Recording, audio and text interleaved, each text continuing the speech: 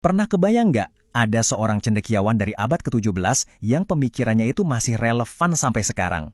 Nah, hari ini kita bakal kenalan sama sosok luar biasa ini, Syekh Abdurrauf Al-Singkili. Beliau ini seorang ulama yang hadir tepat di tengah badai perpecahan dan berhasil membawa kembali ketenangan. Coba deh, perhatiin manuskrip kuno ini. Kelihatannya cuma buku biasa kan? Tapi jangan salah, di zamannya gagasan-gagasan di dalamnya itu bisa jadi penentu hidup dan mati seseorang.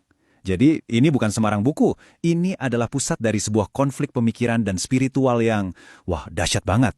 Yuk, kita telusuri apa yang sebenarnya terjadi. Coba kita bayangin Aceh di masa itu, sebuah kesultanan yang super makmur, pelabuhannya kosmopolitan, rame banget, dan jadi pusatnya ilmu pengetahuan Islam di Asia Tenggara. Tapi, di balik semua kemegahan itu, ternyata ada keretakan yang dalam. Sebuah perdebatan sengit tentang hakikat Tuhan yang bisa menghancurkan semuanya dari dalam. Oke, biar kita ngerti kenapa mereka bisa sampai terpecah belah gitu, kita harus lihat dulu nih akar masalahnya. Jadi semua ini berawal dari sebuah gagasan mistis yang memicu perdebatan luar biasa panas. Yuk kita bedah lebih dalam.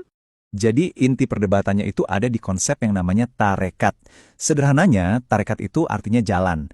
Anggap aja ini kayak sebuah metode spiritual, sebuah disiplin buat menyucikan diri, supaya kita bisa ngerasa lebih dekat sama Tuhan. Ini benar-benar perjalanan spiritual yang sifatnya personal banget.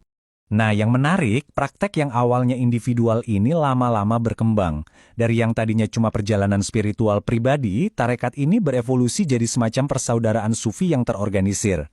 Kelompok-kelompok ini, yang dipimpin oleh guru-guru yang karismatik, jadi punya pengaruh yang besar banget, apalagi di kalangan istana.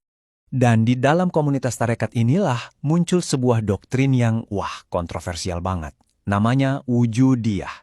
Inti gagasannya adalah kesatuan wujud, yaitu sebuah keyakinan kalau batas antara Tuhan sama ciptaannya itu sebenarnya nggak mutlak. Buat sebagian orang, ini adalah puncak pencerahan spiritual. Tapi buat yang lain, ini dianggap ajaran sesat yang bahaya banget. Ya udah, akhirnya pecah beneran. Di satu kubu ada ulama-ulama hebat kayak Hamzah Fansuri dan Syamsuddin Al-Sumatrani yang mendukung ajaran wujudiyah. Nah, di kubu seberangnya ada Nuruddin Al-Raniri, seorang ulama garis keras yang melihat ajaran ini sebagai ancaman langsung buat kemurnian iman. Dan Al-Raniri ini nggak main-main. Dengan dukungan penguasa, dia ngeluarin fatwa yang bilang ajaran wujudiyah itu sesat. Jadi, yang tadinya cuma debat pemikiran, berubah jadi aksi pembersihan yang ngeri banget.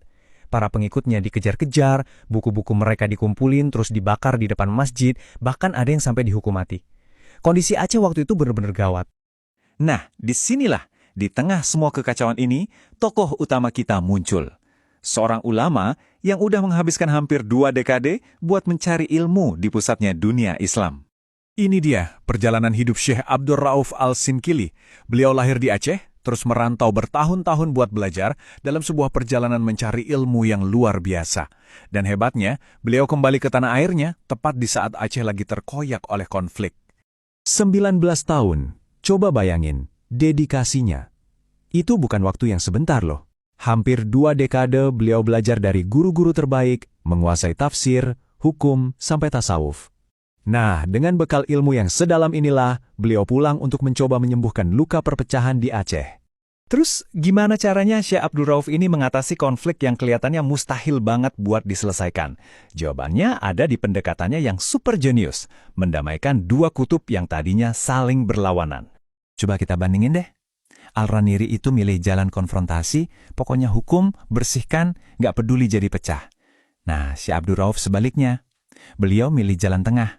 Beliau datang bukan buat menghancurkan satu pihak, tapi buat membangun jembatan di antara keduanya. Disinilah letak kejeniusannya. Waktu diangkat jadi mufti, atau penasihat hukum tertinggi kerajaan, beliau nggak langsung mengharamkan ajaran sufi.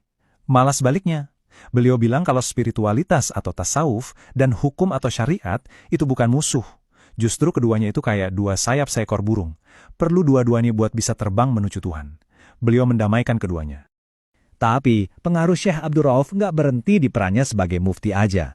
Beliau sadar, gagasannya harus bisa bertahan melampaui zaman. Caranya, ya lewat karya-karya tulisnya yang luar biasa.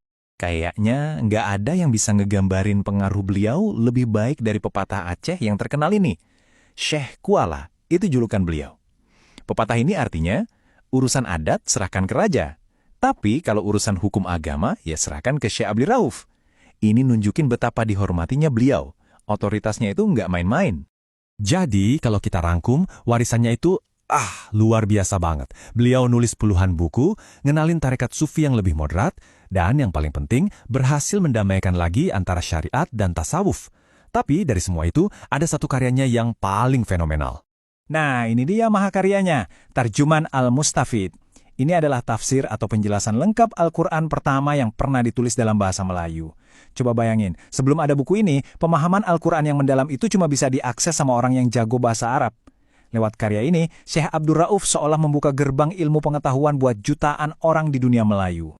Kisah Syekh Abdur Rauf Al-Singkili ini kan bukan cuma cerita masa lalu ya, tapi juga cerminan buat kita sekarang. Beliau nunjukin kalau jalan tengah, jalan rekonsiliasi, itu seringkali jalan yang paling susah, tapi juga yang paling berharga. Nah, ini ninggalin satu pertanyaan penting buat kita semua. Di dunia kita sekarang yang makin sering terbelah karena perbedaan, gimana caranya kita bisa belajar dari kebijaksanaan beliau untuk menemukan jalan tengah?